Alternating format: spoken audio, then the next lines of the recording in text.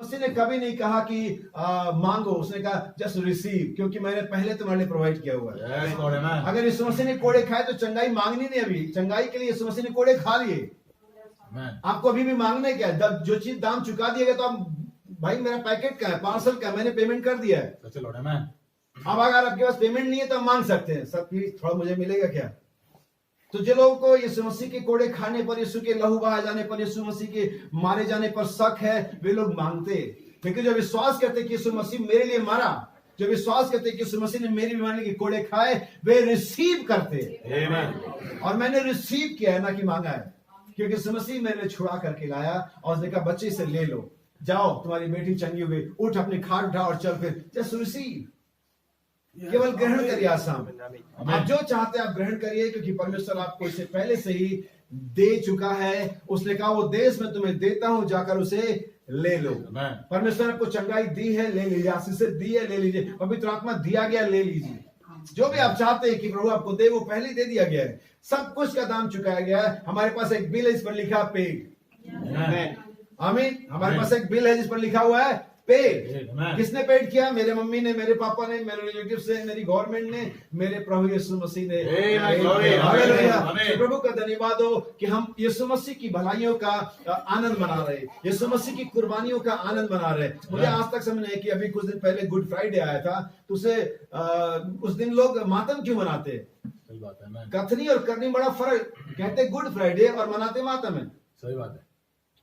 मैं ये opposite words कभी समझ नहीं पाया। एक्शन अपोजिट है, वर्ड्स अपोजिट है, पता नहीं क्या अपोजिट है, कुछ तो अपोजिट है। सही बात है। लेकिन मेरे तो वास्तव में गुड फ्राइडे, क्योंकि मेरा दाम उस दिन चुकाया गया। Amen. Amen. उस दिन मेरे बिल पर लिखा गया पेड। Hallelujah. जो गुनाह, जो पाप मैंने किया, उस दिन यीशु मसीह ने लहू से लिखा चुका दिया। Amen. Amen. तो मेरे तो वास्तव में गुड फ्राइडे है वो, Amen. और वास्तव में मैं उसको गुड की तरह ही जीता हूँ। अगर परमेश्वर की आशीषें, परमेश्वर की भलाइयां, परमेश्वर की कृपा मुझ में है, तो मैं मुंह लटका के नहीं बैठ सकता। सही बात है। कैसे आपकी लॉटरी लगी और आप चुपचाप बैठे हो, ऐसे बैठे हो। वास्तव में कोई शेर तो घर की रखवाली के लिए पालता नहीं है, सही बात है। लोग कुत्ते ही पालते हैं, बहुत से लोग पालते हैं। मैं उसके बारे में, मेरा कोई उसमें आर्गुमेंट नहीं है, पॉइंट नहीं है कि आप पाले या ना पाले। लेकिन जहां तक बुजुर्गों की कहावतें हैं और जहां तक बाइबल मुझे बताती है, तो मुझे लगता है ये व्यर्थ ही है। सही बात है। जब आप ताला लटका के जाते हैं हैरिसन का या अलीगढ़ वाला, तो आप सिर्फ अपनी सेटिस्फेक्शन के ऐसा करते हैं, क्योंकि जो चोर आते हैं उनके पास एक टेक्निक होती है कि ताला कैसे तोड़ा जाए। सही बात है। बिल्कुल सही। आप ही जानते हैं, फिर भी आप बिना ताला लगे जाएंगे नहीं, जबकि आपको पता है वो तोड़ने का टेक्निक के साथ ही आएगा। Just satisfaction. आप अपने मन को तसल्ली दे कि मैंने ताला लगाया है, लेकिन जब वो चोर आएगा तो इसको भी पता होगा कि आपने ताला लगाया होगा, और इसी तरीके से आएगा कि वो क्या करे, उसे तोड़ दे। उसके पास वो टेक्निक होगी, उसके पास औजार होंगे, इंस्ट्रूमेंट होंगे, उसको तोड़ लेगा। एक बार मुझे गाड़ी लेने में लगभग 3 महीने के बाद ही, जब मैंने कार ली, 3 महीने के बाद मुझे गोरखपुर जाना पड़ा, और नई नई कार थी। हम लोग बस, हमारे अगर आपने घर देखा, हम सब सामने फील्ड है, बस पार्क कर देते और बस हमें कोई चिंता नहीं होती है। और थोड़ा सा ज्यादा ही केयर के चक्कर में मुझे, गाड़ी लॉक थी ऑलरेडी, और मैंने सोचा कि अब मैं इसे लॉक कर दूं। मुझे लगा कि अनलॉक है और मैंने इसे लॉक कर दिया, लेकिन वास्तव में था उल्टा। वो गाड़ी पहले लॉक थी, अभी मैंने क्या कर दिया, अनलॉक कर दिया, और मुझे लगा कि मैं सेटिस्फाइड हूं। और मैं गोरखपुर चला गया पूरे 6 दिन के लिए। और जब मैं आया तो मैंने चलो अब गाड़ी खोलते। जब मैंने गाड़ी खोला तो पहले से खुली हुई थी पूरे 6 दिन।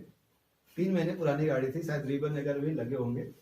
मेरे अंदर सेटिस्फेक्शन था। मैं 6 दिन पूरे आराम से गोरखपुर में रहा, क्योंकि मुझे लगा मैंने लॉक किया हुआ है। लेकिन मेरी बाइबल कहती है नगर की रक्षा यहोवा ना करे। सही बात है मैन। तो लॉक गाड़ियां भी चोरी होती हैं, मैन। लॉक गाड़ियां ही चोरी होती हैं, क्योंकि अनलॉक गाड़ियों के मालिक आसपास ही होते हैं, या उनकी निगाह में वो चीजें होती है। लेकिन याद रखिए, बाइबल बताती है, लेकिन हम, अगर हमारे मन में सेटिस्फेक्शन हो तो हम आराम से रह सकते हैं। एक प्रोग्राम था कहीं पर, और वहां पर बड़े अच्छे लोग आए थे, और काफी लोग थे, और काफी पढ़े लिखे एजुकेटेड लोग थे, ऑफिसर रैंक के लोग थे, और वहां बड़ा बढ़िया खाने का इंतजाम किया गया था। और बड़े बड़े महान जो रसोइये होते, शेफ होते, आए हुए होते हैं, और उन्होंने सब चीज बनाया। और एक डिश वहां और बनी थी, इसका नाम है बिरयानी, जिसे हम बहुत पसंद करते हैं। और वो बिरयानी वहां बनी हुई थी, और बड़े अच्छे से बनाया गया था, हाइजीन का ख्याल रखा गया था, हर चीज बैलेंस मेंटेन थी। लेकिन अचानक एक कारीगर आता है, जो शायद असिस्टेंट रहा होगा, और बताता सर, जो मास्टर शेफ था उससे बताता सर एक प्रॉब्लम हो गई है। उसने कहा क्या हो गया? उसने कहा इत्तेफाक से, भूल से बिरयानी में एक दो पत्थर के टुकड़े, कंकड़ जैसे होते हैं, वो पड़ गए और सब कुछ रेडी है, टाइम हो गया, सब कुछ सर्व करना है बस, और सभी लोग वहां पर इंतजार है कि अब खाना स्टार्ट हो जाएगा। लेकिन अब ये बात मास्टर शेफ के लिए बहुत टेंशन की थी कि अगर किसी के दांतों के नीचे वो पत्थर आ गया तो मेरा क्या होगा। और उसने खाना होने से पहले एक अनाउंसमेंट किया। उसने कहा सभी लोग प्रिय ध्यान दे, लेडीज एंड जेंटलमैन, सब कुछ बढ़िया है, बहुत सही से बना है और हर एक चीज हमें आशा है कि आपको पसंद आएगी, लेकिन एक मिस्टेक हो गई, एक गलती हो गई हमारे किसी असिस्टेंट से कि बिरयानी में कुछ छोटे छोटे पत्थर के टुकड़े पड़ गए हैं। सो जब आप खाएं तो थोड़ा ध्यान रखें। अब जानते इतनी डिलीशियस बिरयानी बनी थी, पता नहीं हैदराबादी थी कि लखनवी थी, मुझे नहीं मालूम, शायद मुरादाबादी रही हो, तो वो बहुत बढ़िया। लेकिन जब सब लोग उसे खा रहे थे, हर आदमी के दिमाग में टेंशन था, यार इसी निवाले में होगा, सही बात है, इसी निवाले में।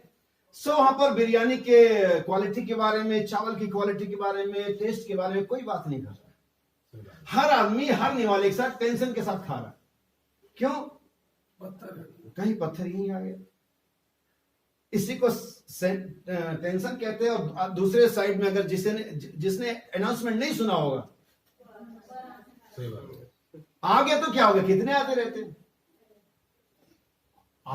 कभी कभी हड्डियों का टुकड़ा आ जाता है, पत्थर नहीं पड़ा तो हड्डी का टुकड़ा आ जाता है, अगर सही काटने वाला ना मिला हो। सही बात है मैं, तो आते रहते। लेकिन आपके दिमाग में जब टेंशन पैदा हो गई, डर आशीषों का लुटेरा होता है। आमीन आमीन। टेंशन ही, आपका भय ही आपको परमेश्वर की आशीषों को पाने नहीं देता है। आज दुनिया डरी हुई है, लोग जीवन जी रहे टेंशन में, क्या पता वायरस हमें लग जाए। जैसे बस में हैंडल पकड़ती एकदम सैनिटाइज करती, इसी हैंडल पर कोरोना बैठा था, इसी पर जस्ट पता नहीं ये छींका उसका रुमा। टेंशन इतना ज्यादा है लोगों के दिमाग में कि वो अपना लाइफ ही नहीं जी पा रहे। है सब कुछ, सही बात है, लेकिन सब कुछ टेंशन के साथ किया जा रहा है, तनाव के साथ किया जा रहा है, डर के साथ किया जा रहा है। आमीन, सही बात। अरे इससे पहले क्या लोग मरते नहीं थे? कौन इधर 120 साल का इंडिया में बैठा हुआ? सभी 70, 80, 90, 60 में निकल गए। वो क्या सभी कोरोना से मरे थे? सब मरते ही मरते। बाइबल कहती मनुष्य का पैदा होना, मरना, न्याय का होना नियुक्त है। आमीन आमीन। लेकिन टेंशन, इसीलिए मैं चाहता हूं कि आप सेटिस्फेक्शन के साथ जाएं, विश्वास के साथ जाएं और यकीन करें कि जो कार्य परमेश्वर ने हमें करने के लिए दिया, हमारा काम उसे करना है, बाकी जिम्मेदारी परमेश्वर की है। बाइबल कहते हैं अगर नगर की रक्षा यहोवा ना करे तो जागने वाले का, वॉचमैन का जो परिश्रम होगा क्या होगा? व्यर्थ होगा। तो मैंने कहा कि लोग कुत्ता पालते, लोग वॉचमैन रखते, लोग सीसीटीवी कैमरे लगाते, और आजकल तो मॉल में जाए, होटल में जाए तो कहते मुस्कुराइए, आप कैमरे की नजर में है, मुस्कुराइए, कहीं क्या आपकी पता चले आप कुछ ऐसे ऐसे देख रहे हैं तो कैमरे में ये संदिग्ध लग रहा है, सस्पेक्टेड है, इस पर नजर रखो, क्योंकि आपकी हरकतें। और इतने लोग नॉर्मल हो जाते हैं क्योंकि कैमरे की नजर में है। बाइबल कहती है परमेश्वर इतने समय से देख रहा, हमें कभी डर ही नहीं लगा। सही बात, सही बात, हम जो चाहे करते रहते हैं, बिल्कुल सही बात है मैं, क्योंकि वो कैमरे की नजर में लिखा हुआ आ रहा है। कैमरे भी नजर आ रहे हैं, लेकिन खुदा किधर नजर आ रहा है? जैसा कि मैं हमेशा कहता हूं, लोग कहते हैं खुदा को किसने देखा? हमने तो नहीं देखा। लेकिन जब समस्या आती है तो खुदा के अलावा कोई दिखता भी तो नहीं है। सही बात है मैं, तब कहते हैं हाँ नहीं खुदा होता है, आमीन। तब भी तो यही मामला आ जाता है। फिर पहले नहीं देखा, अब उसके अलावा और कोई और दिखता भी नहीं है, अब तो खुदा ही। पहले तो कह रहे किसने देखा, अब खुदा ही आ गया। लोग कुत्ते पालते, मैं कुत्तों के बारे में बाइबल की एक आयत बोलूंगा। बाइबल कहती कुत्तों से चौकस रहो। ठीक है, मैं यहाँ पर किसी को नहीं कह रहा हूं कि आप पाले, अगर मेरे पास भी घर हुआ और आगे जगह रही तो कभी तो हम भी पाल लेंगे, अच्छा लगता है। लेकिन सवाल ये कि बाइबल ये बताती है कि कुत्तों से क्या रहो? चौकस रहो। अब बुजुर्गों ने हमें कहावत बताई है कि कुत्ते की तरफ दुम हिलाना। आप लोगों ने कितने लोगों ने कहावत सुनी है? क्या कुत्ते की तरफ दुम हिला रहा? इसका सेंस क्या बना कि जो उसको खिलाएगा वो उसी की तरफ जाएगा। आपका पालतू हो तो भी और ना हो तो भी, वो किसी का भी कुत्ता आप खिलाइए आपका ही गुण गाएगा। अब कुत्ते कब से वफादार हो गए मुझे नहीं मालूम, लेकिन मेरे बुजुर्गों ने, बाइबल में यही समझाया गया। इसलिए आप ताले पर, कुत्तों पर, वॉचमैन पर, इन पे भरोसा ना करें। सही बात है, ये चीजें ठीक है, दिल को तसल्ली देती, ठीक है हमने ताला लगाया, हमने कुत्ता पाला है, उसके दांत बड़े और ठीक है, लेकिन ये कर नहीं पाएगा कुछ। अगर परमेश्वर ही उसको ब्लेस ना करे, परमेश्वर ही आपके सामानों के, घर की, बच्चों की रक्षा ना करे, तो आप यकीन मानिए आप बच नहीं सकते। आमीन आमीन। लोग शेर पालते मारे जाते हैं, लोग घनर पालते मारे जाते हैं, लोग यानी कितने लोग लगा लेते हैं। आपको मालूम, आप लोग अगर आपने बाइबल पढ़ा तो बाइबल के अंदर में नबूकदनेस्सर एक राजा था जो इजरायलियों को बाबुल की बदुआई में ले गया था। आमीन आमीन। और उसने बड़े बड़े शहर, बड़ी बड़ी शहर बनाए, बड़े बड़े बंकर बनाए थे, और उसकी शहरपनाह इतनी चौड़ी थी कि 4 जोड़ी घोड़ों की रथ दौड़ हो सकती थी। सही बात है। और उसको लगता था कि हमारा जो किला है, हमारा जो शहर है, हमारा जो देश है, ये सबसे सुरक्षित है, कोई इस पर हमला नहीं कर सकता। और उन्होंने एक बड़ी पार्टी करी और पूरी तरह से वहां पर डीजे और बैंड बाजा और कॉकटेल पार्टी चल रही थी, और वो लोग ऐशो आराम करते, नाच और गा रहे थे। हमें कोई मार नहीं सकता, हमारे देश पर कोई आक्रमण नहीं कर सकता, हमारी शहरपनाह बहुत चौड़ी चौड़ी है। बाइबल बताती, फारसी लोग, मादी लोग अंदर से समुद्र नदी का रास्ता पलट करके सुरंग बना करके अंदर निकल आए। आपने ऊपर ऊपर तो किया है। The great wall of China, कितने लोगों ने सुना चीन की दीवार? आप जानते हैं चाइना ने दीवार क्यों बनाई थी? ताकि जो जापानी उन पर आक्रमण करते थे वो आक्रमण रुक जाए। अक्सर चाइना पर आक्रमण, चाइना जापान का गुलाम रहा है, अगर आप लोगों ने हिस्ट्री पढ़ी हो। और उसके बाद उन्होंने the great wall of China बनाया और सोचा कि अब हम सुरक्षित हो जाएंगे। लेकिन प्रॉब्लम एक और थी, आप चाइना का वॉल बना सकते, लेकिन आप लोगों को कैसे कन्विंस करेंगे? लोग गद्दार निकले, उन्होंने दरवाजा खोल दिया। आपने दीवार बनाई थी ना, दरवाजा तो कोई भी खोल ही देगा, आप उसका क्या करोगे? वो तो तभी होगा सुरक्षित जब परमेश्वर उन लोगों को ईमानदारी, देशभक्ति दे। आमीन आमीन। आप कुछ भी कर लो, अगर परमेश्वर ने आपको नहीं ब्लेस किया तो आप कुछ भी बचा नहीं पाएंगे। आमीन। इसलिए बाइबल कहती है उद्धार परमेश्वर की ओर से दिया गया दान है, ना कि आपकी ओर से कमाया गया और आपकी किसी अच्छे कार्य के द्वारा परमेश्वर ने आपको इसे दे दिया, ऐसा नहीं है। इसलिए मैंने इस आयत को पढ़ा, यदि घर को यहोवा ना बनाए, किसको? घर को। मैं आज सभी से सुनना चाहूंगा, किसको? घर को यदि यहोवा ना बनाए तो बनाने वाले का परिश्रम। अब घर को यहोवा बनाने का सेंस क्या? क्या परमेश्वर आएगा इधर कुछ काम करने, एक चेक देने या ईंट उठाने या सीमेंट? घर को यहोवा कैसे बनाएगा? यहोवा यानी परमेश्वर तो स्पिरिट है। फिर यहां पर सेंस क्या है? दो शब्दों में ये कहना चाहेंगे, या बाइबल ये कह रही है, यदि उस घर के बनाने में परमेश्वर की मर्जी ना हो, परमेश्वर का इन्वॉल्व होना ना हो, परमेश्वर की ब्लेसिंग ना हो, तो आप बना लीजिए घर, वो कुछ भी उस घर में कभी भी। इसलिए आपको आगे बढ़ने से पहले बताना चाहूंगी, घर में और मकान में फर्क होता है। आमीन आमीन। हाउस एंड होम, हाउस नहीं होम। हाउस तो बहुत सारे, व्हाइट हाउस भी है नहीं? Common house, Patiala house, white house, पता नहीं कितने का, लेकिन ये हाउस नहीं, होम है। आमीन। हाउसेस बनते हैं, बड़ी बड़ी बिल्डिंगें बनती हैं, कॉलम बनते हैं और उसमें ईंट और पत्थर लगा है, लेकिन होम जो बनता है ईंट और पत्थरों से नहीं बनता है। जो घर बनता है ईंट पत्थर, आपने भाई किस वजह से बनता है? वो प्यार, विश्वास और एक दूसरे की सहमति से बनता है, वो घर होता है। आप ईंटों का घर मकान बना सकते हैं, लेकिन इसे घर परिवार बनाता है। आमीन आमीन। सो मैं नहीं चाहता कि मेरे पास एक मकान हो, मैं चाहता हूं कि मेरे पास एक घर हो। आमीन आमीन। और उस मकान की दीवारें भले ही झाड़ फूस की हो, मुझे फर्क नहीं पड़ेगा, भले इसके कुछ पर टाइल्स और संगमरमर लगे हो, वो झाड़ फूस की दीवारें चलेंगी अगर, लेकिन वो घर होना चाहिए। मैं मकान में रहने के बजाय घर में रहना पसंद करूंगा, जिसमें एक दूसरे के प्रति प्रेम हो, रिस्पेक्ट हो, विश्वास हो, आदर मान हो। आज परिवारों में वो चीजें खत्म हो गई। हमारी बुजुर्ग बहनें बैठी हुई हैं, बुजुर्ग लोग बैठे हुए हैं, वे जानते हैं आज घरों में ये चीजें नहीं है। आज घरों में सिर्फ फैशन की चीजें, चारों तरफ प्रेम नहीं है घरों में। एक दूसरे पर, भाई भाई पर भरोसा नहीं कर रहा है, क्योंकि हमारे पास घर खत्म हो गए, मकान बहुत हो गए। हमारे मकान बहुत हो गया, घर क्या हो गए? बाइबल कहती है घर को यहोवा ना बनाए तो बनाने वाले का परिश्रम व्यर्थ हो। आज लोग घर की नहीं, मकान की कामना करते हैं। अरे तुमने क्या किया? तुम्हारे पास तो कोई मकान नहीं, देखो उसने मकान बना लिया, देखो उसने मकान बना लिया, देखो उसने मकान बना लिया। किसी का घर दिखाओ मुझे जहां पर 4 लोग प्यार से रहते हो। सही बात है मैन। जहां पर चारों अपना मोबाइल एक दूसरे से शेयर कर सकते हो। सही बात है। मोबाइल तो शेयर होती नहीं, बाप बेटे, माँ बेटी, जो भी रिलेशन है, तो आपसे प्यार कितना होगा उस घर में, कितना भरोसा होगा एक दूसरे के प्रति, ये खुदा ही जानता है। लेकिन मेरा मकसद यहाँ पर इस बताने के लिए है, क्योंकि बहुत सारे इनॉग्रेशन में, बहुत सारे घरों के बनने में, क्या पिछले हमारे भाई मैथ्यू का मकान बना, उससे पहले और भी मकान, लेकिन मैं जाता हूं लोगों को बताना कि घर क्या होता है और मकान क्या होता है। परमेश्वर चाहता है कि उसके लोगों के पास घर हो, बाइबल कहती है, नीति वचन अगर पढ़ेंगे, बाइबल कहती है जो यहोवा के जो डरवैये होते हैं उनके वास स्थान पर, यहोवा के डरवैयों के वास स्थान पर यहोवा की आशीष होती है। उस हो सकता है उस पर म्युनिसिपालिटी वालों का नजर पड़ा हो सकता है उस पर टैक्स वालों का नजर पड़ा हो सकता है चोर, लेकिन यहोवा की आशीष रहती है। आमीन आमीन। आप क्या चाहते हैं? चारों तरफ चोर होने दो, कोई फर्क नहीं पड़ता। आमीन। हमें कुछ फर्क नहीं पड़ता, वे चोरी कर सकते हैं लेकिन परमेश्वर रिकवरी कर सकता है। आमीन आमीन आमीन। मुझे अच्छी तरह से याद है, मैं आपको अपनी गवाही शेयर करूं जस्ट समझाने के लिए, कि एक बार जब मेरे लड़की की फीस बढ़ती रहती थी तो लोगों ने मुझे एडवाइस किया कि भाई जा करके प्रिंसिपल से बात करो, फादर से बात करो, कुछ फीस कम हो जाएगी। मैंने किया, उसने 100 रुपया कम कर दिया। मैंने कहा वाह, इतने तो 100 रुपया कम कर दिया। मैंने कहा भाई 100 रुपया मुझसे और भी ले ले, किसी और गरीब बच्चे में ऐड कर देना, क्योंकि इतने कम होने से मेरे कोई फर्क नहीं पड़ेगा। जैसे लालू यादव ने 1 रुपया ट्रेन पर कम किया था, अब 1 रुपया से आपको तो कोई फर्क नहीं पड़ेगा, लेकिन इंडियन गवर्नमेंट की रेलवे की करोड़ों का नुकसान हो गया। बेवकूफी वाले फैसले होते कभी कभी। आप 1 रुपया और दे देते, आपको क्या जाए, आपका तो 1 ही रुपया है, लेकिन अगर 1 रुपये को मल्टीप्लाई करो, जोड़ो, तो इंडियन रेलवे तो करोड़ों के घाटे में चली गई।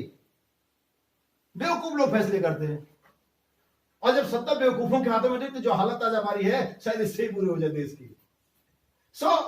लोगों ने कहा बात करो, मैं किया, उसने 100 रुपया कम कर दिया। फिर एक भाई ने कहा भाई उससे बात करने के बजाय कि 500 कम कर दे, खुदा से दुआ करो कि 500 कहीं से बढ़ा देगा। बात तो एक ही है, बात तो एक ही है ना, वहां कम करा लो या यहां बढ़ा लो। चोर चोरी कर सकता है, ठीक है, उसको शायद जरूरत नहीं होगी। अब जब शेर का पेट भरने का सवाल आता है तो किसी को तो मरना ही है ना, लेकिन परमेश्वर शेर को भूखा तो नहीं मरने देगा।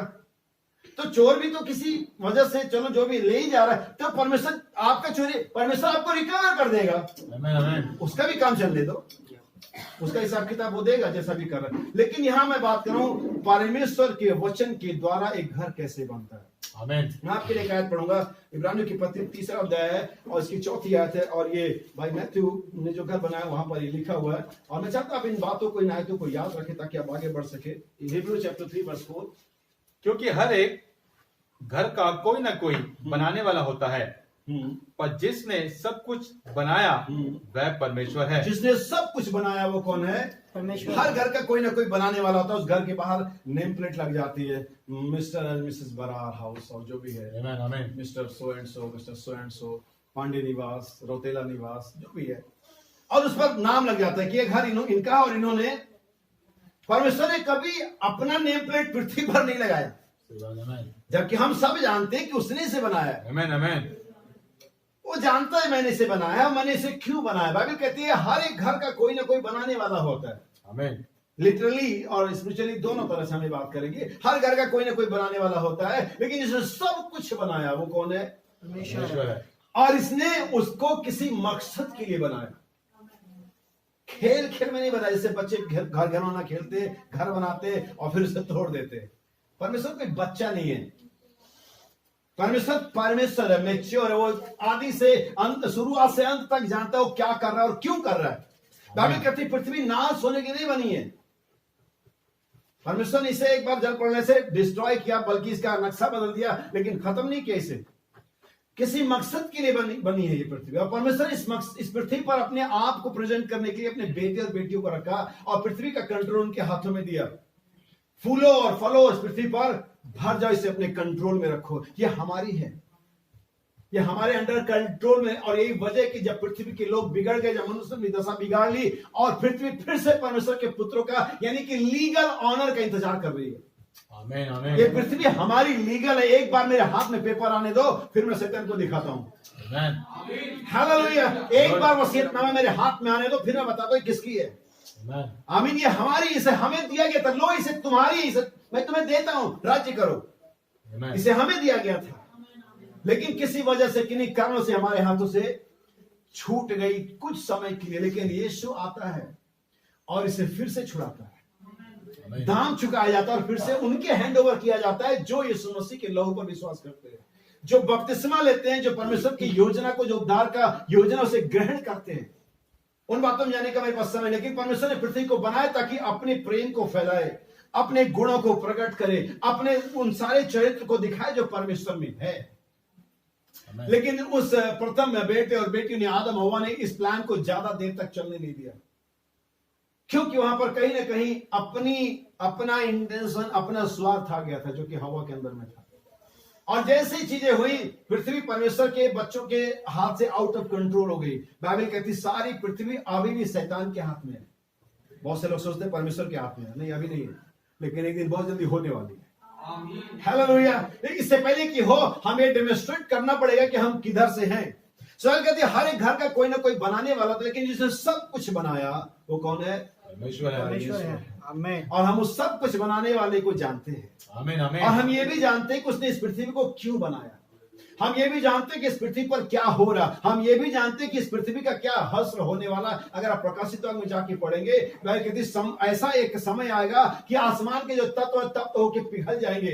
आमीन। बाइबल कहती समुद्र भी जाता रहेगा, आसमान पत्र की नई समेट दिया जाएगा। तब एक नई पृथ्वी, एक नई धार्मिकता, एक नया स्वर्ग, एक नया आसमान पृथ्वी पर फिर से रीस्टेब्लिश किया जाएगा। आमीन। लेकिन इससे पहले कि ये हो, हमें परमेश्वर के मकसद को समझना है। जैसे ये घर बनाया गया, अब इस घर के बनाने के पीछे मकसद थे। ये खेल खेल में नहीं बना, ये अचानक सो के उठे और भाई अजय ने कहा नीलम चलो एक घर बनाते हैं, ये ऐसे नहीं था। और कोई भी घर ऐसे नहीं बनता। सही बात है मैन। और उसके लिए बहुत सारे प्लानिंग होती, बहुत सारी बातचीत होती, बहुत सारे डिस्कशन होते, बहुत सारी ऐसी इस जमाने में तो बहुत से लोगों के सिर्फ डिस्कस करने में टाइम खत्म हो जाता है। मुझे 23 साल मकान, किराए के मकान में रहते हुए हो गए। और ठीक है, अगर प्रभु के आने में दे रहते 23 और साल से, आमीन। लेकिन घर बनाने के पीछे एक मकसद होता है। अब हो सकता है इनका मकसद क्या था, हो सकता है दूसरे का मकसद क्या था। हर एक व्यक्ति का अलग अलग मकसद होता है। लेकिन चलिए हम भाई की अगर बात करें, आज के जमाने में बात करें, हम किराए दे देते थक जाते हैं। अक्सर किराए मकान मालिक का तलवार लटका रहता है, खाली करो, उसको ये नहीं पसंद आया, उसको वो नहीं पसंद आया। अब ना उसको सामान उठाना है ना सामान शिफ्ट लगाना है, उन्हें सिर्फ ऑर्डर देना है और 30 दिन पूरे होते ही पैसा लेना है। अब वो व्यक्ति जो बार बार सामान उठा रहा है, बार बार सामान शिफ्ट कर रहा है, उसके सामानों, उसको छोड़ो, उसके सामानों से पूछ लो उसकी हालत क्या हो गई। वो सारे पेच ढीले पड़ गए, सारी टेबलें खराब हो गई, डाइनिंग टेबल इधर का उधर हो गया। आदमी सोचता है यार अपना होता, एक झोपड़ी भी होती ना तो पहली बात मुझे ये ना हर महीने का टेंशन नहीं रहता। पहली बात ये आदमी मुझे नहीं बोलता कि मेरे घर में कौन आना चाहिए और कितना आना चाहिए और कब आना चाहिए। आमीन आमीन। वो एक अपने ऑनरशिप के लिए बनाता है, मालिकाना हक प्राप्त करने, फ्रीडम के लिए बनाता है। परमेश्वर ने इस पृथ्वी को बनाने के पीछे बच्चों का खेल नहीं था। वो चाहता था कि इस पृथ्वी का मालिक हो, वो इस पृथ्वी पर शिरोमणि हो, इस पृथ्वी पर प्रभु हो, प्रधान हो। उसने इसके लिए इस घर को, इस पृथ्वी को बनाया। और ऐसे एक मनुष्य भी करता है। और इस घर को बनाने के पीछे यही मकसद था, हमें बार बार बदलना ना पड़े। बाइबल कहती है, अगर इतिहास की किताब पढ़ेंगे, परमेश्वर दाऊद से, शमूएल से कहता है, मैंने कभी घर मांगा तुमसे, मैं एक स्थान से दूसरे स्थान में आया जाया करता हूं। जब दाऊद ने कहा कि मैं देवदारों के बने घरों में रहता हूं, परमेश्वर का जो वाचा का संदूक है तंबू में रहता है, तो मैं उसके लिए घर बनाऊंगा। लेकिन दाऊद उसके लिए घर बना नहीं पाया। बाइबल कहती है, परम प्रधान कहता है, मैं हाथ के बनाए घरों में नहीं रहता, तुम मेरे लिए कैसा निवास स्थान बनाओगे। परमेश्वर एक घर तो बनाता है, लेकिन घर बहुत सारे, सभी लोग, सारे क्रिश्चियन दावा करते हैं हम पवित्र आत्मा का मंदिर है, हम पवित्र आत्मा का आवास स्थान है। परमेश्वर पूछता है मेरा ऑनरशिप किधर है। तुम जब भी मन करता मुझे बाहर कर देते हो, जब भी मन करता तुम दारू गटक लेते हो और मुझे बाहर जाना पड़ता है क्योंकि मुझे सफोकेशन होती है। जब भी मन करता तुम सुट्टा मार लेते हो और मेरा दम घुटता है। और तुम कहते हो ये हवा का घर है, तो ऑनरशिप किधर है। मैं एक आयत पढ़ता हूं बाइबल के अंदर में से, मलाकी की किताब। क्या आपको समझ आ रही बातें? आमीन।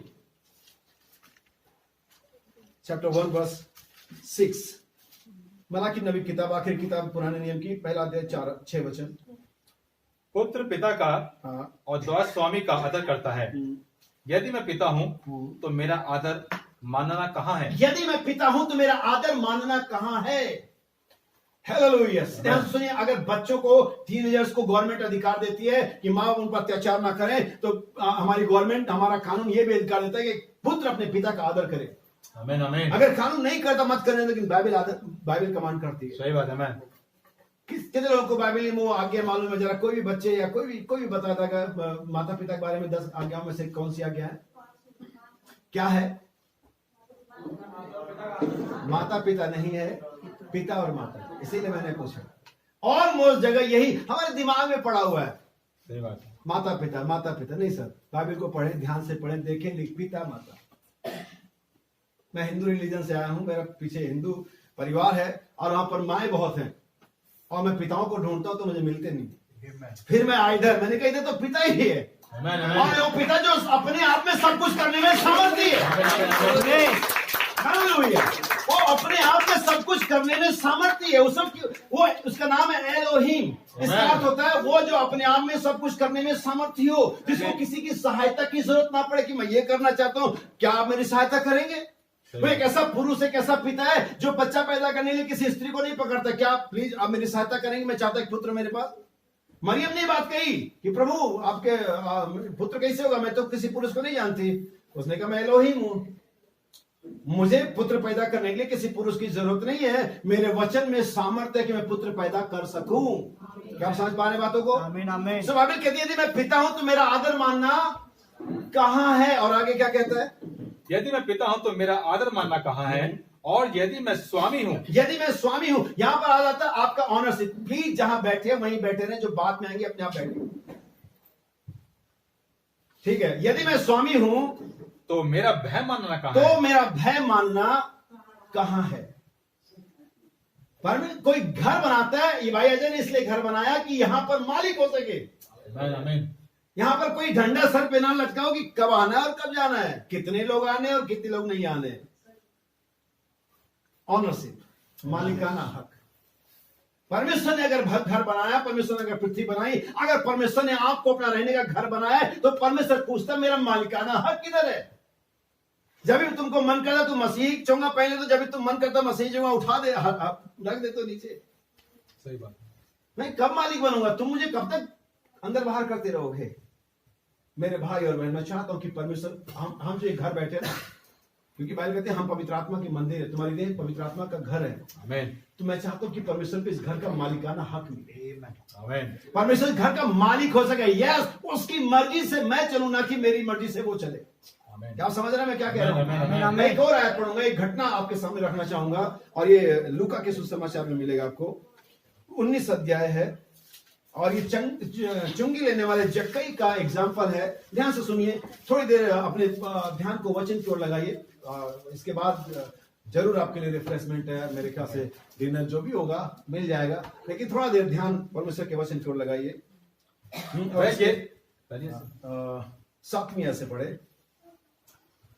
यह देखकर सब लोग कुड़कुड़ा कर कहने लगे, यह तो एक पापी मनुष्य के यहाँ जा उतरा है। अब यहाँ पर ध्यान दीजिएगा, यहाँ पर जक्कई है। कितने लोगों ने कभी अपने चर्च में जहां भी जक्कई के बारे में सुसमाचार सुना हुआ है, जानते कि जक्कई कौन है, जक्कई क्या है? आमीन, आमीन। आपको थोड़ी सी इसकी जानकारी दे दूं बैकग्राउंड में जाने से, मेन पॉइंट में जाने पहले। ये बहुत अमीर व्यक्ति है, ये सेल टैक्स का ग्रेड 1 ऑफिसर है, आमीन, आमीन। ये चुंगी लेने वालों का सरदार है। आप जानते हैं सेल टैक्स वाले कितने अमीर होते हैं? सही बात। सब जगह से आजकल आप पढ़ रहे होंगे, समीर वानखेड़े, एनसीबी, बड़ा अमीर आदमी है, इतनी सैलरी नहीं देता, उसके पास डिपॉजिट है, और लोग उसको हीरो बना दिया, लोगों ने हीरो बना दिया हुआ है। पता नहीं किस तरह से हीरो बना, मुझे तो मालूम नहीं चलता उसको। कितने करवट तो बैठ चुका है, उसकी लाइफ अगर जाके आप पढ़ेंगे पता ही चलेगा वो हीरो विलन के लायक है भी और नहीं है। सो ध्यान दीजिए, ये चुंगी लेने वालों का क्या है? सरदार है, अमीर आदमी है, आमीन। और जरूर ये चर्च को डोनेशन देता रहा होगा। बिल्कुल। जरूर इसके नाम से कुछ पंखे चर्च में लिखे, सौजन्य से फलाना फलाना। अच्छा, नाम भी लिखवा देते हैं, चाहे चर्च में हो, चाहे गुरुद्वारे में हो, चाहे मंदिर में हो, उसपे वो चाहते हैं कि लोगों ने याद रखे। आमीन, आमीन। बाइबल कहते हैं तेरा दाहिना हाथ है तो बायां भी ना जानने पाए। फिर ऐसे में तुम्हें कुछ लाभ नहीं है, क्योंकि तुम्हारा रिवॉर्ड लोगों ने, अच्छा भाई ने दिया, फलाना दिया, बहुत बढ़िया, प्रभु ने आशीष दे, मिल गया, खत्म। अब ऊपर कुछ नहीं मिलेगा। और मैं यहां नहीं चाहता रिवॉर्ड, वो ऊपर चाहता। आमीन, आमीन आमीन। आमीन। वहां पर मेरा मालिक मुझसे कहे, मेरा प्रभु मुझसे कहे, मेरा परमेश्वर मुझसे कहे, मेरे दास तूने सही काम किया है। आमीन। सो बाइबल कहती है ये जक्कई महसूल लेने वालों का, चुंगी लेने वालों का सरदार था। इसकी पत्नी अच्छी थी, इसकी पत्नी विश्वासी थी। आमीन। और यहाँ ये आखिरी दौरा था जेरिको में, जहां पर भी ये जक्कई रहता था। इसके बाद इस मसीह को क्रूस पे जाना था, और इसके पीछे इसकी पत्नी ने से बहुत सारी बार का मीटिंग अटेंड करने के लिए, बहुत सारी बार यीशु मसीह के पास जाने के लिए कहा, और लेकिन बहुत सारी मीटिंग, बहुत सारे दौरे, बहुत सारे छापेमारी के चक्कर में कभी जा नहीं पाया। लेकिन फाइनली पक गया था, भी बोला चल आज जाता हूं। पहले बताती है कि नाटा व्यक्ति था, कितना 3.5 फीट का आदमी, और लोग 3.5 फीट के आदमी को बहुत ऐसे सोचते हैं कि ये तो बस क्या छोटा आदमी है। याद रखो, कभी कभी यीशु मसीह 3.5 फीट वालों के लिए आता है। आमीन। अब ये मत सोचो कि 3.5 फीट वाले बस ऐसे ही हैं। परमेश्वर ने किसी मकसद से किसी को हाइट दी हुई है, चाहे वो 3.5 फीट का, 6.5 फीट का। लंबा होना हमेशा फायदेमंद नहीं होता है, सही बात है। कई बार नुकसान भी बहुत होता है। अक्सर बसों में देखते कौन भाई साहब जरा वो बैग उतार देंगे क्योंकि देखते बड़े लंबे हैं, बोला पता चला अच्छा बेकार ही लंबा हो गया, तो नुकसान भी होता है। सो बाइबल बताती है चुंगी लेने वाला का सरदार था, और बाइबल बताती है अमीर था, और बाइबल बताती है जब यीशु आ रहा था तो यीशु की चारों तरफ भीड़ बहुत होती थी। अब एक नाटा आदमी भीड़ में किसी को कैसे देखेगा, यहां पर मुश्किल थी। तब इस व्यक्ति ने एक आइडिया लिखा हुआ कि ये पेड़ पर चढ़ गए, गुलर का पेड़ है, कमजोर कोई भी कमजोर पेड़ रहा, उस पर ये चढ़ करके, बाइबल कहती है जक्कई तो ना जानता था यीशु कौन सा है, लेकिन यीशु जब वहां से गुजरा, उस पेड़ के नीचे से जब गुजरा, तब यीशु ने अपने सर ऊपर किए। ध्यान देना, यीशु मसीह, कितने लोग मानते हैं यीशु मसीह सबसे ऊंचा, सबसे महान व्यक्ति है? आमीन आमीन। निश्चित रूप से है। आमीन। लेकिन जक्कई कितना नाटा है? 3.5 फीट का, लगभग 4 फीट, 3.5 फीट, और यीशु मसीह उसे सर उठा के देख रहा है। मतलब यीशु मसीह उससे भी छोटा बन गया। आमीन आमीन। अगर हाइट वाइज कंपैरिजन करो तो यीशु मसीह इतना नीचे चला गया कि 3.5 फीट आदमी को भी ऐसे देख रहा है। आमीन आमीन। एक सीन है ये समझने के लिए कि यीशु मसीह आपको बचाने के लिए कितना नीचे गया, कितना छोटा बना, क्या कुछ नहीं सा, सही, आमीन। सिर्फ इसलिए क्या बच सको। आमीन आमीन। वो अपने महिमा में, अपने सामर्थ्य में आपको नहीं बचा सकता था। इसीलिए महिमा और आदर के योग वही होता, बड़ा वही होता जो छोटा, बड़ा होकर के छोटा बन जाए। जैसे हमारा प्रधानमंत्री कहता मैंने सब कुछ छोड़ दिया, मैं तो सिर्फ इतना पूछता बता था क्या, था क्या जो छोड़ दिया? अगर हमारे प्रभु के लिए पूछो तो मैं बताऊंगा उसके पास क्या था। वो हाथी दांत के सिंहासनों पर रहता था। बाइबल कहती है स्वर्ग देखने के लिए झुकना पड़ता था उसे, स्वर्ग देखने के लिए झुकना पड़ता था उसे। सारे स्वर्गदूत सलामी देते थे, 24 प्राचीन चारों प्राणी हर समय उसके, और वो नीचे आ गया, हम में से एक बन गया। सही बात। वो उसने छोड़ा, अपनी महिमा का ताज छोड़ दिया उसने, वो सराफों की स्वर्गदूतों का सलूट छोड़ दिया, आकर के इंसानों की गालियां का। वो हमारा प्रभु यीशु मसीह। आमीन। वो नहीं जो जिसका सिंहासन कोई तपस्या कर हिल गया, वो बोला पहले मैं सिंहासन बचाऊं अपना, उसने सिंहासन छोड़ दिया कि हमें बचाए। अगर वो सिंहासन पे रहता तो मुझे नहीं बचा पाता। सो 3.5 फीट के आदमी को देखने के लिए यीशु मसीह को सर उठाना पड़ रहा है, और यीशु मसीह की और लेवल नीचे देखिए कि 3.5 फीट का आदमी सर झुका के बात कर रहा है। दोनों एंगल से देखिए कितना नीचे गया यीशु मसीह। आमीन। और यीशु मसीह ने कहा आज मुझे तेरे घर में जाना, आज मुझे तेरे, और बाइबल आगे कहती है अगली लाइन, अगर आप पढ़ेंगे ध्यान से सुनिएगा इसे।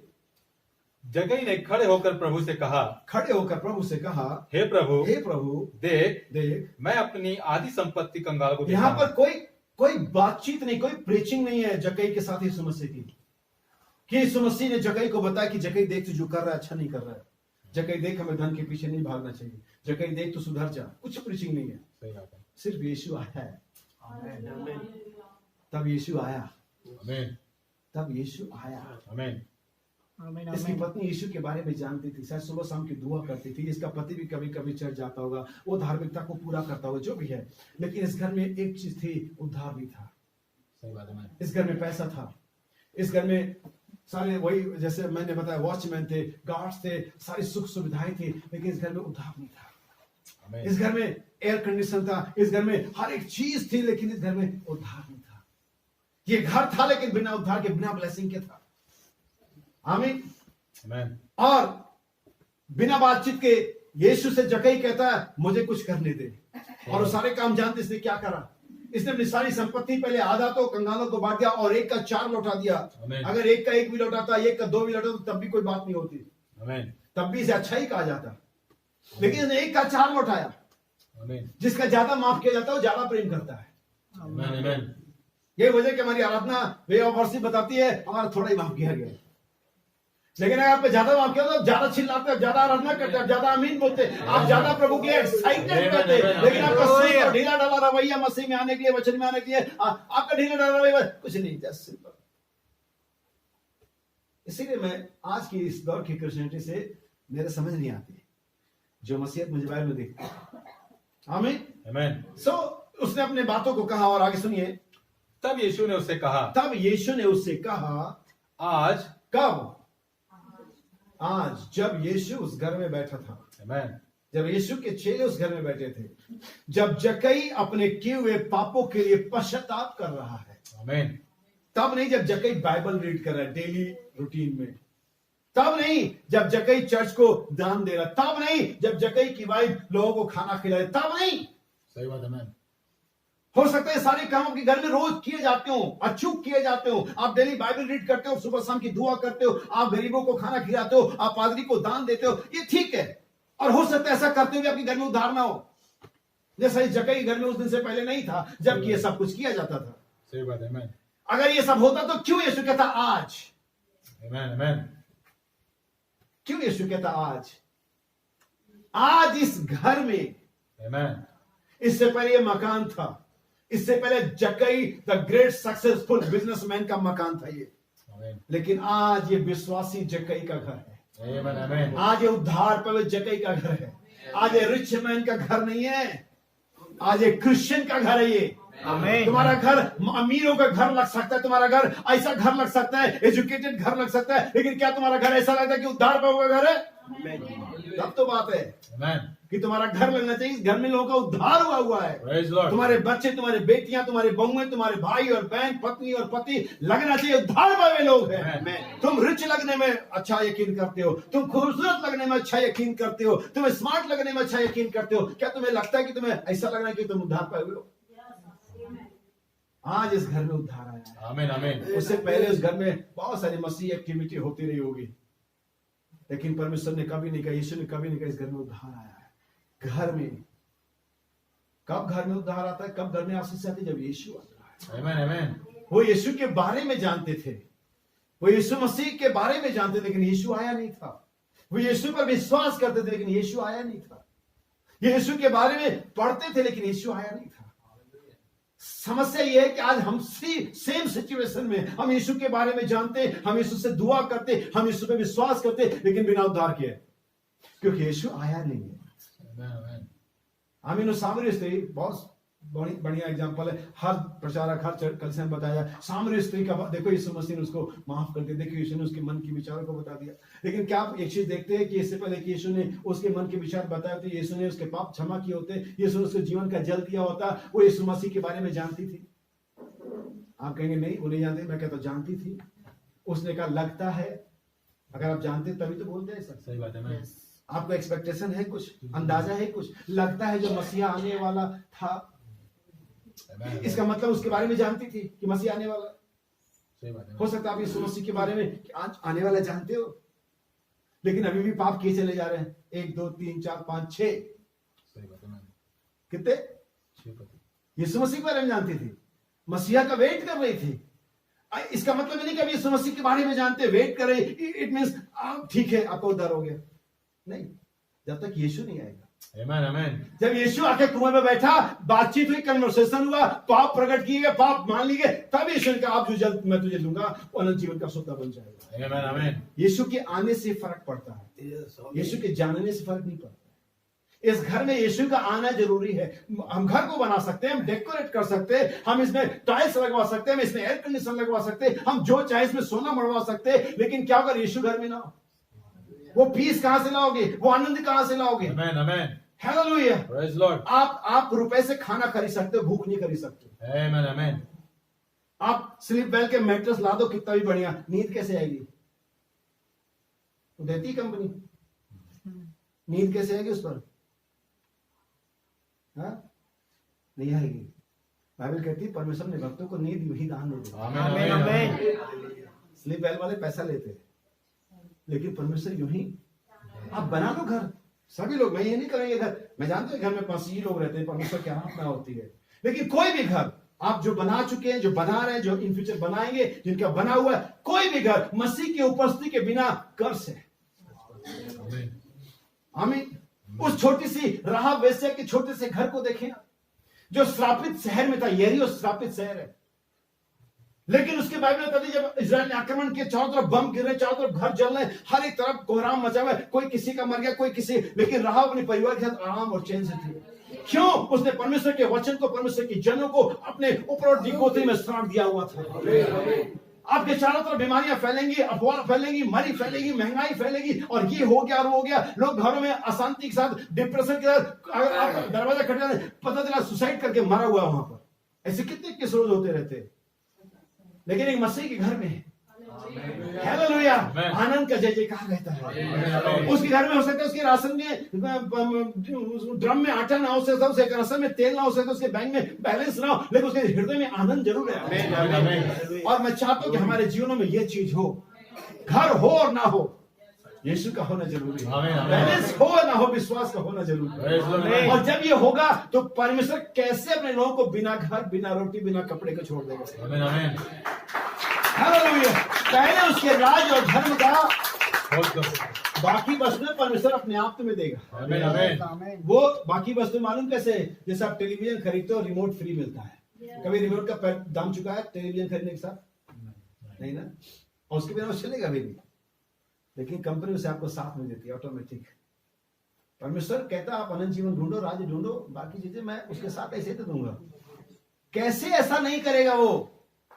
जब वो कहता 2 इंच की गौरैयों का ध्यान रखता हूं, आज वो घास जो सुलेमान से अच्छा वस्त्र पहनती है आज है और कल भाड़ में झोंकी जाए, जब मैं उसको अच्छा वस्त्र पहनाता हूं, हे आत्मविश्वासियों में क्या तुम्हें नहीं पहनाऊंगा? तुम मत सोचना क्या खाएंगे और क्या पहनेंगे, अन्यजातियां इसकी खोज में रहती है, लेकिन तुम्हारा पिता मांगने से पहले जानता तुम्हें क्या चाहिए। हालेलुया। सो याद रखिए, जब तक घर को यहोवा ना बना, वो घर जो आपसी प्रेम से बनता है, वो घर जो आपसी विश्वास से बनता, वो घर जिसमें बच्चे माँ बाप का आदर करते, वो घर जिसमें पत्नी पति के अधीन है, वो घर जिसमें पति अपने पत्नी को अपने देह के समान प्रेम करता है, वो घर होता है। वो नहीं अरे मैं कमाती हूं, मैं देख लूंगी तुम्हें। वो कभी वो मकान है, बस जस्ट अ मकान, जस्ट अ हाउस। वो कभी घर नहीं हो सकता, क्योंकि परमेश्वर की ब्लेसिंग, परमेश्वर का वचन वहां पर नहीं है। तो कभी ईंटों वाले मकान के बारे में ना सोचे कि मेरे पास है और नहीं है, ये सोचे कि मेरे पास एक अच्छा घर है नहीं है। अगर आप नीति वचन पढ़ेंगे, 31 अध्याय पढ़ेंगे, बाइबल कहती है बहुत से स्त्रियों ने अच्छे काम तो किए। आमीन। क्या किए? अच्छे बुरे काम। अच्छे काम कितने लोगों ने किए? ऑलमोस्ट ज्यादातर स्त्रियों ने अच्छे काम, लेकिन तू उसमें अलग है। अच्छा काम भी आपको ब्लेस नहीं कराता है। अगर हम ये सोचते हैं कि हम एक अच्छी पत्नी, हम अच्छा काम कर रहे हैं, इट मींस मेरा मामला सही है, बाइबल के अकॉर्डिंग आप सही नहीं है। वो अलग क्या बना रहा है, वो अलग ब्लेसिंग क्या बना? बाइबल कहती है उसके घर के लोग लाल कपड़े पहनते हैं, वो अपने घर के प्रति सचेत रहती है, वो बड़े तड़के उठ जाती है। आमीन। आमीन। उसका पति जब बाहर सभा में बैठता है तो उसकी पत्नी का उसका सीना, उसका सर ऊंचा होता है। ये कहां से चलता है? घर से चलता है। हालेलुया। आजकल ज्यादातर लोग गाड़ियों में रोड पर झगड़ा एक्सीडेंट क्यों होता है? क्योंकि घर से प्रॉब्लम होकर क्या है। मुझे और पहले ही मैं बहुत परेशान हूं। अगर घर से आप सही नहीं निकलेंगे तो बाहर तो लड़ाई होगी। सारा मामला घर से शुरू होता है। इसे दुनिया, बाइबल की बात तो बहुत बढ़िया है, सब बिना किसी संदेह के, लेकिन दुनिया का सबसे बड़ा फिलोसफर सुकरात कहता है अगर हम चाहते कि देश बदले तो हमें शहर बदलने पड़ेंगे, अगर हम चाहते शहर बदले तो हमें कस्बे बदलने पड़ेंगे, अगर हम चाहते कस्बे सही हो तो हमें गांव बदलने पड़ेंगे, अगर हम चाहते गांव सही तो हमें घर बदलने पड़ेंगे, हम चाहते घर से हमें बदलना पड़ेगा। लेकिन हमारी प्रॉब्लम दूसरों के साथ है। मैं चाहता हूं कि आज ये घर और आप सभी जहां पर भी आप रहते हैं, या आपका अपना जीवन, वो घर बनाने के पीछे एक बहुत बड़ा कारण परमेश्वर या मनुष्य का होता है कि मालिकाना हक। अगर मैं आप कोई भी दावा करते परमेश्वर का घर है तो परमेश्वर को मालिकाना हक मिलना चाहिए। अगर मैं पिता हूं तो मेरा आदर कहाँ है? अगर मैं स्वामी हूं तो मेरा भय मानना। अगर इस घर का मालिक भाई अजय है तो उसी का चलेगा। कोई भी घर में जो भी पुरुष होता है उसका ही चलेगा। इससे कोई मतलब नहीं कि पत्नी कमाती है, इससे आपकी कमाने से बाइबल के लॉज नहीं बदल जाएंगे, क्योंकि पैसा मेरा है। आपका पैसा कानून नहीं बदलता है। हालेलुया। और अगर इस घर का मालिक परमेश्वर है, आप क्या सोचते हैं? इससे नहीं काम चलेगा। आमेन। वचन क्या कहता है, आमेन आमेन वही महत्वपूर्ण है। हो सकता है चीजें थोड़ी कठोर हो, लेकिन ये सही है। और जब आप सही चीज को लेते हैं, आपके दिल में एक तसल्ली रहती है। आप फिर बीपी और हाई ब्लड प्रेशर और शुगर की प्रॉब्लम में नहीं जा रहे आप, क्योंकि आप जानते हैं रिलैक्स है। आदि बीमारियां तो हमारे अपने दिमाग से बचती है, और अगर यहां सही है, हमारा शरीर भी चैन में रहेगा। आमेन। इसलिए मैं चाहता हूं हर एक भाई और बहन, हर एक व्यक्ति जान ले कि परमेश्वर हमसे क्या चाहता है। यदि घर को यह ना बनाए, तो उसके बनाने वाले का परिश्रम इन वेन। उस घर में क्लेश, झगड़े, तंगी, परेशानियां ही लगी रहेंगी, बीमारियां लगी रहेंगी। लेकिन अगर परमेश्वर की ब्लेसिंग्स है, परमेश्वर की उपस्थिति है, परमेश्वर की आराधना उस घर में उस पूरे परिवार के साथ हो रही है, सभी एक तालमेल में, एक हारमोनी में है, परमेश्वर उस घर को ब्लेस करने जा रहा है। हम चाहते हैं हमारे पास घर हो, ना कि मकान। कितने लोग चाहते हैं? आमेन आमेन आइए अपने सर को हम झुकाएंगे। वास्तव में ये ऐसा नहीं है कि आप सिर्फ चंदा देते हैं, ऑफरिंग देते हैं, या आप अपने आप को भी सरेंडर करते हैं। I surrender all. आमेन सिर्फ पैसा नहीं, सिर्फ वस्तुएं नहीं, लेकिन अपने आप को, अपनी आत्मा और प्राण देह को भी सरेंडर करते हैं। आइए हम इस छोटे से कोरस में गाएं। यीशु को मैं सब कुछ देता, सब कुछ करता, सब कुछ जीऊंगा मैं रोज मसीह में, उस पर रखूंगा ईमान। सब मैं देता हूँ, सब कुछ सब मैं देता हूँ, तुझको मुबारक मुझे सब मैं देता। Yes father. यीशु को मैं सब कुछ देता, झूठा तेरे छोड़ता सारी, छोड़ता सारी यस दुनियादारी, मुझे ले और अपना कर। सब मैं देता हूँ, सब मैं देता हूँ, तुझको मुबारक मुझे सब देता हूँ। हालेलुया। आइए हम छोटे बच्चे एलिजर के लिए क्या वो जगह हुआ है? सो रहा, ठीक है, कोई बात नहीं। तो सर को हम झुकाएंगे। हम छोटे बच्चे एलिजर के लिए, भाई अजय माइकल के लिए, भाई नीलम के लिए, और उसके इस नए मकान के लिए, उनके सारे दोस्तों, उनके मित्रों, रिश्तेदारों, उनके सभी लोगों के लिए हम प्रार्थना करेंगे कि परमेश्वर जब तक अपने महिमा में हमें लेने के लिए नहीं आता, ये घर उसकी उपस्थिति में, उसके लहू के बारे में सुरक्षित रहे। शैतान के हर एक वार और चाल इसके चारों ओर से, इसके सराउंडिंग से दूर रहे। हम ये प्रार्थना करेंगे आज इस शाम में कि ये घर यीशु मसीह के नाम के लिए, उसकी महिमा के लिए जाना जाए, और इसमें आने और जाने वाले यीशु मसीह के प्रकाश के पास। स्वर्गीय पिता, यीशु मसीह के नाम में आपका धन्यवाद देते हैं आज की शाम के समय के लिए पिता। जबकि ये तारीख खुदान बहुत सारी यादगारियों को लेकर के जुड़ा पिता, जबकि भाई अजय ने बहुत समय पहले, सालों पहले या कुछ महीनों पहले इस घर के बनाने का योजना बनाया, प्रभु शुरुआत करी पिता, और बहुत सारी परेशानियां और दिक्कतें आई पिता, अड़चने पैदा हुई दौरान, फाइनेंशियल, चोरी चुचक्के की बातें और बहुत सारी बातें पिता। लेकिन धन्यवाद देते खुदावन कि आपने सारी बातों से निकाला, और आज ये शाम को ये समय दिया कि हम छत के नीचे खड़े हैं और सारी चीजें वेल एंड फाइन है खुदावन। हम इसके लिए आपको धन्यवाद देते और इस घर पर प्रभु यीशु मसीह के नाम में आशीष मांगते पिता। इस घर के सारे एक एक स्क्वायर इंच को पिता, इसके दीवारों को पिता, इसके सराउंडिंग को प्रभु यीशु आपके लहू के जो छिपा देते। और हम चाहते खुदावन आपका आशीष, आपका आनंद, आपकी प्रभु उपस्थिति और आपकी चंगाई के सामर्थ्य इस घर में हमेशा तक रहे। अजय, उसकी पत्नी में नीलम को ब्लेस करें पिता। और खुदावन ये घर वास्तव में एक ऐसा घर हो खुदा, जिसमें आप खुदावन जैसे कि आप जगह के घर में गए और आपने कहा आज इस घर में उद्धार आमीन। प्रभु होने पाए। ये घर में सिर्फ पैसा और चीजें ना ही आए खुदावन, लेकिन उद्धार भी आए। आमीन। प्रभु प्रार्थना करता हूँ कि बेटे एलिजर के लिए पिता जिसका आज बर्थडे प्रभु आप उस छोटे बच्चे को आशीष दे खुदावन। प्रभु जैसे पिछले 3 सालों में उसे संभाला खुदावन, आने वाले उन सालों में जब तक आप नहीं आते उसकी आत्मा और प्राण देह को सुरक्षित रखे खुदावन। प्रार्थना करते इस घर में आए प्रत्येक मेहमान के लिए पिता, रिलेटिव्स के लिए प्रभु, पड़ोसियों के लिए पिता, आप उन सभी को, विश्वासी भाई बहनों को सभी को आशीष दे खुदावन। आमीन। प्रभु होने पाए हम जबकि अपने आनंद को, अपनी खुशी को भाई के साथ मिलाते प्रभु, मैं चाहता हूँ कि हमारा आनंद, हमारी खुशी, हमारा प्रेम, भाईचारा प्रभु आपके आने तक बना रहे। हम जानते हैं भी बहुत सारी कमियां खुदा जो इस घर में भी है, घर के जरूरतों में पिता, लेकिन मैं विश्वास करता हूँ कि आप यहोवा हीरे हैं, आप सारी कमी घटी को पूरा कर देंगे। आमीन। सारी महिमा आदर आपको देते पिता। प्रत्येक मेरे भाई और बहन को इस घर को यीशु के लहू की जो रखते हुए,